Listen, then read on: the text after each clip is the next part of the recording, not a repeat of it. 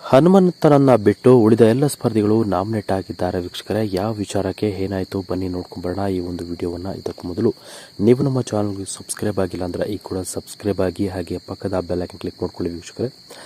ಸ್ನೇಹಿತರೆ, big boss ಮನೆಯಲ್ಲಿ Hanumantha safe ಆಗಿದ್ದಾನೆ. ಯಾವ ಕಾರಣಕ್ಕೆ ಸೇಫ್ ಆಗಿದ್ದಾರೆ ಅಂದರೆ, ಬಿಗ್ ಬಾಸ್ ಮನೆಯಲ್ಲಿ ಟಾಸ್ಕ್ ಒಂದು ನಡೀತಾ ಇತ್ತು, ನಾಮಿನೇಷನ್ ಟಾಸ್ಕ್. ಆ ಒಂದು ನಾಮಿನೇಷನ್ ಟಾಸ್ಕ್ನಲ್ಲಿ ಎಲ್ಲರೂ ಕೂಡ ಕಿತ್ತಾಡಿಕೊಂಡಿದ್ದಾರೆ, ಜಗಳವನ್ನು ಹಾಡಿಕೊಂಡಿದ್ದಾರೆ. ಟಾಸ್ಕ್ನನ್ನು ಬಿಗ್ ಬಾಸ್ ಕೊಟ್ಟ ಒಂದು ಆದೇಶವನ್ನು ಉಲ್ಲಂಘನೆ ಮಾಡಿದ್ದಾರೆ. ಆ ಒಂದು ಕಾರಣಕ್ಕಾಗಿ ಈ ಒಂದು ನಿಯಮವನ್ನು ಪಾಲಿಸದ ಸ್ಪರ್ಧಿಗಳಿಗೆ ಬಿಗ್ ಬಾಸ್ ಒಂದು ಶಿಕ್ಷೆಯನ್ನು ಕೊಟ್ಟಿದೆ ಅಂತಲೇ ಹೇಳ್ಬೋದು.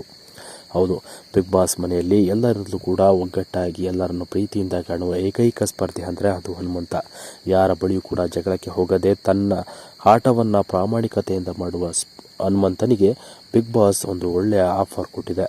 ಬಿಗ್ ಬಾಸ್ ಮನೆಯಲ್ಲಿ ಹನುಮಂತ ಈ ವಾರ ಸೇಫ್ ಆಗಿದ್ದಾರೆ. ಇನ್ನು ಉಳಿದ ಸ್ಪರ್ಧಿಗಳು ನಾಮಿನೇಷನ್ ಆಗಿದ್ದೀರಿ ಎಂದು ಬಿಗ್ ಬಾಸ್ ಆದೇಶವನ್ನು ಹೊರಡಿಸಿದ್ದಾರೆ. ಹೌದು, ಬಿಗ್ ಬಾಸ್ ಮನೆಯಲ್ಲಿ ಕ್ಯಾಪ್ಟನ್ಸಿ ಟಾಸ್ಕ್ ಹಾಗೆ ನಾಮಿನೇಷನ್ ಟಾಸ್ಕ್ ಕೂಡ ನಡೀತಾ ಇರುತ್ತೆ ವೀಕ್ಷಕರೇ.